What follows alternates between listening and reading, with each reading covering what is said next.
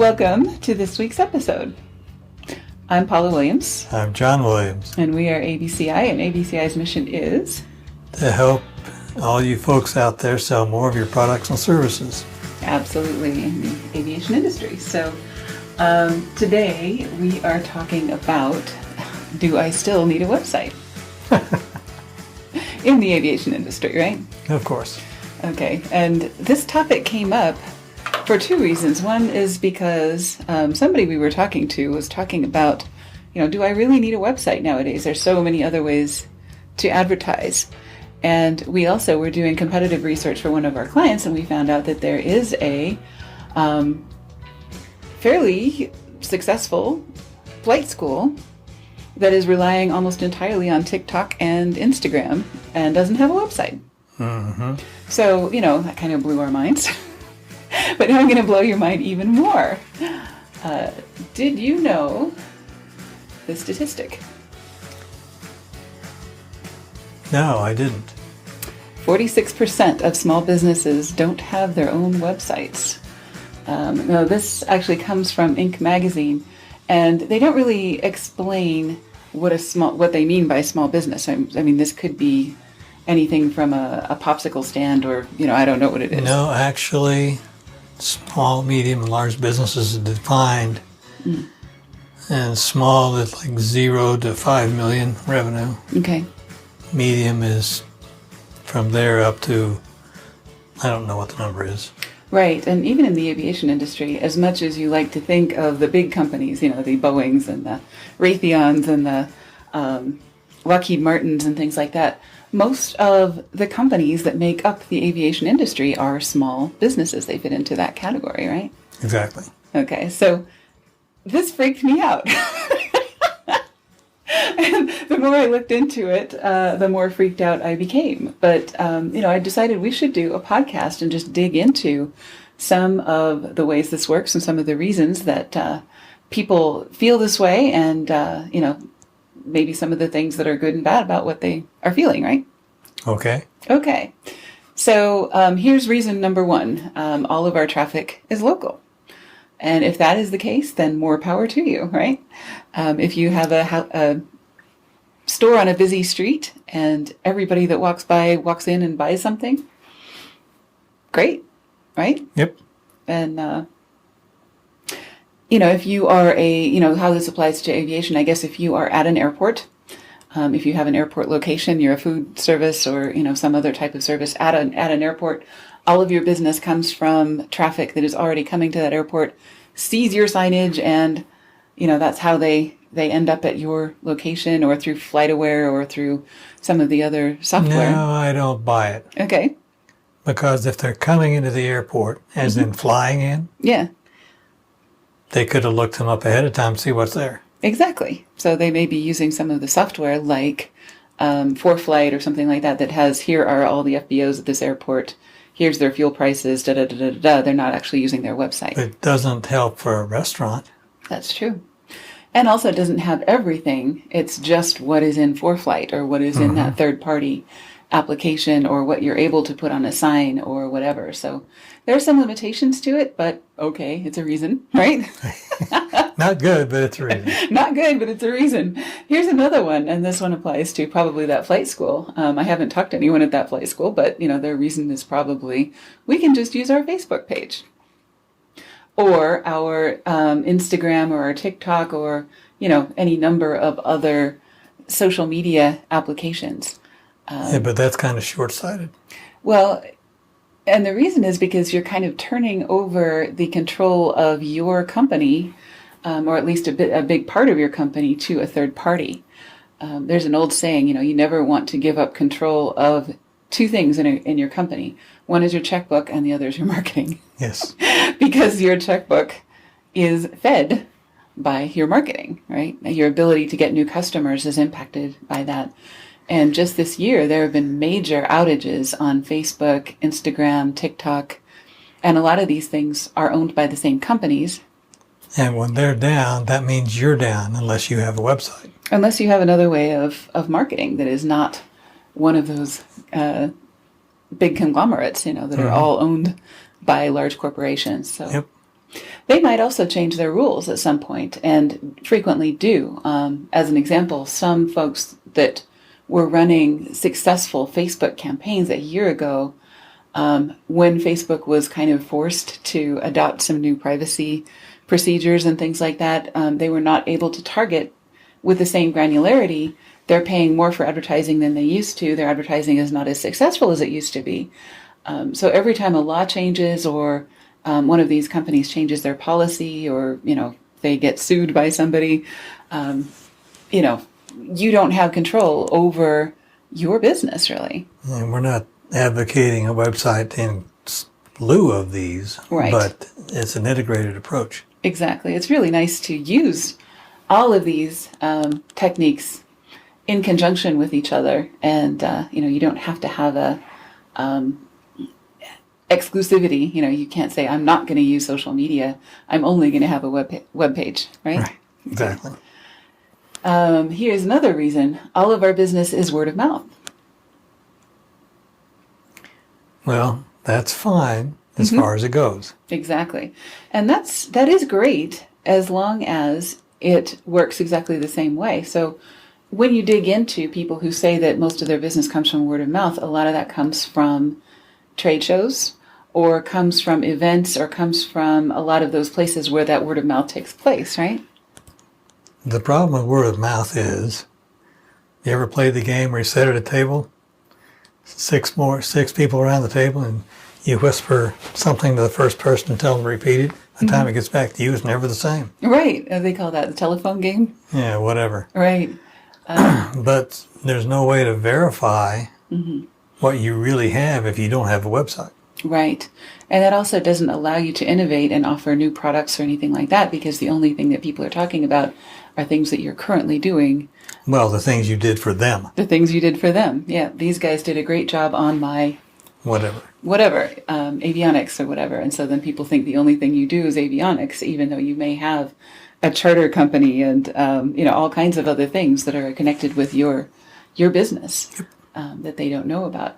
The other problem is things that prevent people from getting together, like the pandemic recently, or a trade show gets canceled because of a hurricane, or any number of different things can happen that are going to put the kibosh on some of those events where that in-person word of mouth is happening. Yeah, and it's interesting. If you're talking to somebody in real life, face to face, In real life, like not on Zoom, right? right? The conversation can have more depth Yes. for some strange reason, but it does. And so therefore you might say, oh, by the way, do you? Whereas on Zoom, It's usually pretty structured and agendaed and sterile. Yeah, exactly. So, in-person events and word of mouth is a wonderful thing, and that is the best way to advertise when you are able to do that, but there are limitations to it, just like anything else. And word of mouth, when that first came out, meant face-to-face in real life. Exactly. And that isn't what it means anymore. But, if that's not supported by a website, let's say you and I have a conversation about something, you go home, and then 2 weeks later you think, oh yeah, we had that conversation, now I need X, Y, or Z that we talked about. I need to figure out how to find that company that we talked about. The first thing you're going to do is go to Google and say, what was the name of the company? Type it in. Well, and see that what you can happened find. to us at the home show. I know. We were looking for this company. We had this big, long, involved conversation about solar batteries, right? And infrastructure for solar panels and that whole 9 yards. And John and this guy were just really, really bonding and getting down to the nitty gritty of what we needed. And he took our name and number, and we took a card, and we walked away. And we lost the card. And somehow we can't find the card. If you're the guy that we talked to and you're hearing this, please call John, because he'd like to continue the conversation. And we couldn't find him. We Googled up one side and down the other. We went back to the trade show site, looking for them. And they don't have a website as far as we can tell. Exactly. So, we had a fantastic conversation, and this guy invested probably 45 minutes in talking with us. He was going to, what I want him to do, and he agreed to, was, because we've got solar panels, and I want to double the number of solar panels. And oh, by the way, the roof is at its point where it should be replaced in the next 8 years, so I want him to take those off. He happens to own a roofing company as well. Replace the roof, replace the solar panels, a new inverter with double the number of panels, and then integrate a generator. He said, yes, I can do all that. In fact, he showed me the pieces and parts and said, great, give me a call and come on out. Right. And anyway, so word of mouth is great as far as it goes, but sometimes a ball gets dropped. And if you don't have all of those pieces in place, you don't have the opportunity to repair that drop, right? Yeah, and I was really looking forward, because I've been looking for somebody to do this and I'm still looking. Right, and this happens all the time at trade shows, that you have a great conversation and then something happens and you lose track of each other. But a website just gives you one more opportunity to get it back together and things like that. So, okay. Another reason, we don't have time to create one or to keep it current. We're just, keeping our heads above water with our customer service situation. I can totally relate to this sentiment, but if you do it right, and actually a lot of people found this out during the pandemic, where they had to have people working from home, people working remote, fewer people working at all, and so on, having a website take over some of the responsibilities that you would have a person do can take some of that burden off of you. You can put a good FAQ out there that's going to take that burden. You can put out a reservation form that lets people do things in advance so they don't have to fill something out when they get to your business. There's a lot of things that your website can do that will save your people some time and headaches and ultimately you money. Right, exactly. But I do totally get, in fact, a lot of the websites that we see have not been kept current, and, they've been kind of rotting for 6 years or so, and they have, old people in the, I don't mean old people, but people who are no longer there in the About Us section, things like that are just... In fact, we've got a client who had a couple of people call it and say, are you still in business? Right, your website hasn't been changed in like 6 years. And so then he called us and said, we need to change our website. So, I don't totally get that it is a commitment to keep it up, but I think that is well worth it. Yes. Of course, I would say that because I'm a marketing person, but we'll get to the pros and cons of all this at the end. Okay. Another reason, we don't have a webmaster, and I don't understand all the tech. Yeah, well, we hire one, so we can do multiple clients. And I totally get that. It used to be in the 90s, maybe, that it was kind of the thing. Every company had somebody who was designated as the webmaster, right? Yeah, I was one once. Right. I was one once. And, so they had that responsibility, and they were on the payroll, and they were just part of the company and part of the team and all of that. But a couple of things happened. One is that people had to cut down on the number of people on their staff. Webmaster was one of the first to go because they don't have work every day. Most companies don't change their website every day unless you're Wells Fargo or something like that, where you've got things happening. Number two is a lot of those changes can be automated. So even if you do have things changing every day, like your fuel price or the weather or whatever, you just plug into a software that manages that for you. So totally get webmasters are, in fact, even the term is kind of arcane. Yes. People look at you like, where did you come from? Are we at a 90s retro party or something if you say the word webmaster? So I get that. What happens to a lot of companies, though, after they get rid of their webmaster is their website has sat and has not been updated and gets out of sync with the technology, and everybody who had a password to get into the thing and, make updates and changes is no longer with the company, and they don't know how to get in, and, they have a GoDaddy account somewhere that just bills their account every year or whatever, but they have no idea how to get into that either. That happens a lot, that we do what we call a recovery. or rescue. Yep. Where we have to jailbreak a site in order to, and in a lot of cases that's just calling the vendor, resetting your passwords, getting things done in the way that they need to be done, just to get that content so that we can move on and bring it into the reality of today. Yep. Right? Okay. Totally get. Don't have a webmaster. Don't understand all that tech, but there are ways of getting around that too. Yes, there are. Okay. I don't have the budget for that. This is sometimes said to us by people who are paying hundreds of dollars a month in Google Ads. Google ads or Facebook ads or, some other social media ads or some other type of advertising that is not doing them as much good as a website could. That's right. So sometimes that's absolutely true. And on the occasion we get to prove that to somebody, they say, well, I didn't know. Right. Well, most people don't. Yeah, exactly. So, sometimes that's true if you're a brand new startup and you have, $500 to your name, then what you want to do is focus on outbound sales calls until you get a little bit of income. Then probably thing number 2 is to set up a website. Yep. Pretty close to, when you get your business cards or before you get your business cards. Right? Yep. Okay. We've been down that road, we know. Oh, yeah. Okay. I wanted to tell this story. There is a store that we absolutely love in downtown Salt Lake City, and it is an architectural wonder. They have huge windows in front that they always do in, fantastic displays every season.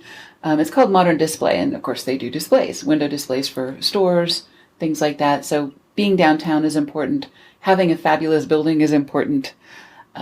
They have got like 4 floors of different things they do. When people do parades on holidays and things like that, this is where they go get their supplies. When people do trade shows, this is where they go get their booth graphics. When people are even decorating their homes, some of the higher end homes get their decorations from here. And we get our Christmas tree bulbs from here. So if they ever go out of business, we're in deep doo-doo because all of our Christmas tree bulbs are compatible with stuff that we buy from here. They are moving after 57 years in this location. And I don't know what the reason is, but if the reason is because they don't own that property, that would be so tragic. Yeah. 57 years, you would think that, 57 years ago, real estate was not nearly the price that it is now.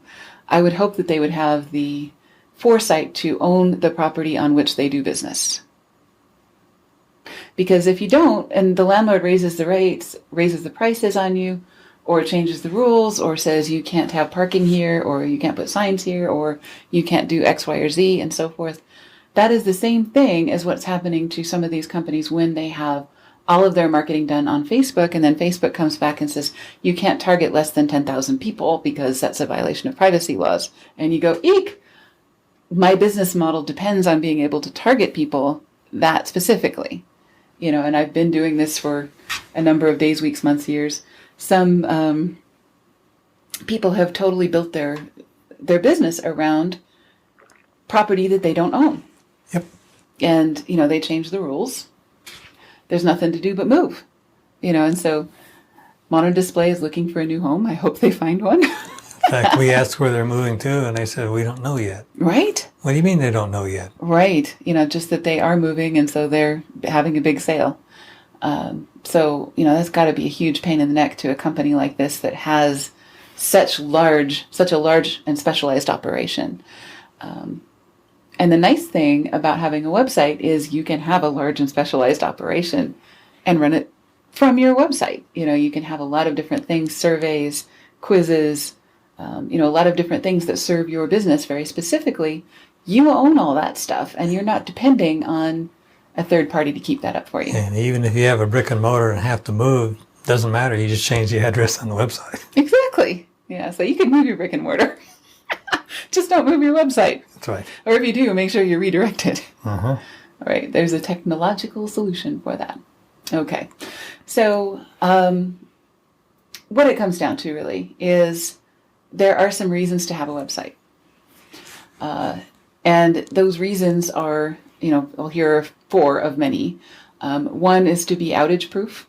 so that those third parties can't turn you off because they don't like what you're doing or change the rules on you or whatever. 2 is to be pandemic proof or weather proof or whatever. So if you have a physical location and for whatever reason you have to close, you can still do business online if you have that backup or that ability to change your business model a little bit. Change it to takeout, change it to delivery, change it to self-service, whatever you can do. 3rd is to get found by customers. So like those guys at that home show that we can't find, it's great to have great salespeople and it's great to do word of mouth and it's great to do all of those things, but it's so easy to drop a ball, for them and for the customer. So if we happen to lose that business card or that salesperson who happens to be hopping around super busy at that show happens to not write something down right or get a phone number slightly wrong or something, you're gone forever, right? Yeah, it's actually pretty disgusting from my perspective because, I spent probably an hour there talking to this gent, and now I've got to find another company that does all these things, and then phone is fine, but I want to meet somebody, look them in the face, discuss what I really want, which isn't typically what their typical package is, and so forth. And now I've got to go to... That's just because I'm the way I am, okay? Fine. And I get that. But still, the point is, it's just a disgusting thing to have happen in business. Yeah, as a customer, it's just terribly discourteous to not follow up with a customer. And sometimes it's just a clerical error or something. And, I didn't check what the girl wrote down, but she wrote down my phone number and my name, I thought. Yeah. And I thought I left a business card with them. So that means it would go to the business number, and I have heard nothing. Yeah, exactly. Okay. So getting found by customers, Google still gets about 70-something, depending on the day, % of the searches on the internet. So if you had to go find a company to do whatever it is that you want done, you'd probably go to Google. And I've tried that. Oh, I know, but that's what you're probably going to do to find somebody to replace this company. And I have found one company I'm going to continue to have discussions with. Right. So this is the equivalent of the old time Yellow Pages. You have to be able to be found on Google or Yandex or Yahoo or Bing or DuckDuckGo or any of the other search engines. It's very, very important to be listed. And being listed means you have to have a website. It doesn't have to be an in-depth 400-page website, but it can be some 2 or 3 page website. Right. And somebody is going to bring up, I can be found on Google with my Facebook page. Okay, that's cool, but that's like 2 steps removed, and you don't have total control over what keywords people are finding you for and all of those things like you would with a website. And you can't have definitive information for a particular product the guy's looking for. Exactly. And and then the last reason is to own your marketing assets and intellectual property.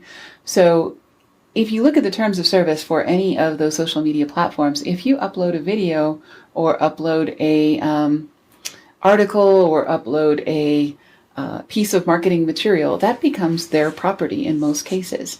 They can do what they want with it. They can display it somewhere else. They can display it next to a competitor. They can do any number of dastardly things with your intellectual property. However, if you have your own website and put it there first, now it's yours. Right. Then there's no question that you own this. And let's say your entire social media account gets deleted, you still have that property. You can still redeploy it to other social media or to other in other formats and other kinds of things. Yep. So a website's a really nice place to have as kind of the hub of your marketing activity. Okay, so the best way to have a website, of course, you can always use one of the cheap or free website builders. And if you only have $20 or $9 a month or something along those lines, you can do that. It can be frustrating, but it certainly can be done, and it's certainly better than nothing. Sure. But the best way to do it is to have a part-time but reliable webmaster, once again using Webmaster. that old arcane term. So somebody who is maybe not working for you full time, or at least not working for you full time on your website, right? Right. And that could be a contractor. That could be somebody like ABCI. We like to call ourselves a fractional marketing department, which means that you have us when you need us, and we're totally at your disposal whenever you need us. But we're also not in your face and billing you for things that we are not doing every month, right? And because of volume, we're able to hire people and software and all kinds of stuff that everybody gets to use. Exactly. You want to make sure that you have the keys to your website. So our contract, as an example, everything that we do for a client is owned by that client. So, they own their website. We usually insist that at least 2 people at that company have all of the passwords and everything else to everything. We have a disaster recovery procedure where we go through our team first. And, also if somebody at your team needs to get in and doesn't want to contact us, you can do that. If someone wants to transfer their website to another host or anything else, they can do that.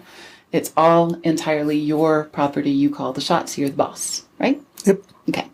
And the last thing is you want to make sure that your webmasters, and John mentioned this earlier, stays current with technology and best practices. And whether that is a human being, or there's kind of a cynical view of this, and that's called the hit by the bus test. If any particular person in your company gets hit by a bus, what happens from that point forward. And if you hire a company like ABCI, then of course we have a team. So if one of us gets sick, we cover for each other. If somebody needs something on their website at 4:00 in the morning, I'm not getting out of bed to take care of that. We have Abdul, who is on the other side of the planet, who does not mind being up at 4:00 in the morning because it's not 4:00 in the morning. So having a team is a really good idea for that. And also, we take care of all the training, we take care of all the software, we take care of all of the going to conventions and finding out what all of the security protocols are nowadays and what all of the legal protocols are. We use some nice software called Termageddon that keeps all your terms and services up to date with a subscription. All of that is included when we do a new website for someone, henceforth and forever, right? We also have Webmaster locally in the States in the event it happens during the day as well. So exactly. So we have you covered 24/7. Absolutely. Those are just some things to look out for. Whoever you use, make sure that these 3 bullets are covered. You've got part-time but reliable, meaning you can pick up the phone and talk to that person, and it's ideally not a chat and not somebody who's somewhere else in the world or closed on weekends or whatever. 2, you want to make sure that you have the keys to your website and you have the means to get into it, and you have a process for that if you ever want to get into it or move something or do something. And number 3, staying current with technology and industry best practices, which are changing all the time. Exactly. Right. Okay. Probably the most important reason is just the freedom and independence of owning your own property, right? Owning your own business. The reason that people do that is so that nobody is controlling you, right? Nobody's calling the shots. Nobody's telling you what you can and can't do, right? Yep. And having a website is just that degree of independence that I think is even more important than owning the property on which you do business, because you could have a fantastic landlord and do business there for 47 years, or if you do move, you have means of doing that too. But if you don't own a website with your marketing assets and your intellectual property and a way for people to find you that is independent of all those other crazy things going on in the world, you don't really own your business, right? Well, it makes it difficult if any number of things go wrong. Exactly. Right. So anyway, that is my reasoning. If anybody asks us, why do I really need a website? The long answer is 29 minutes long. The short answer is just you want the freedom and independence to run your business the way you want to and not be at the mercy of any crazy third party whatevers, right? So at the end of 29 minutes, are you happy? Feel better? I think so. Was this a rant? I guess this was I kind of a wasn't going rant. to say that, but you brought it up. Okay, fine. Well, thank you for spending the last 29 minutes listening to us rant. So, go sell more stuff. Yes, the industry needs the business. Stay healthy and happy. See you next time. See ya.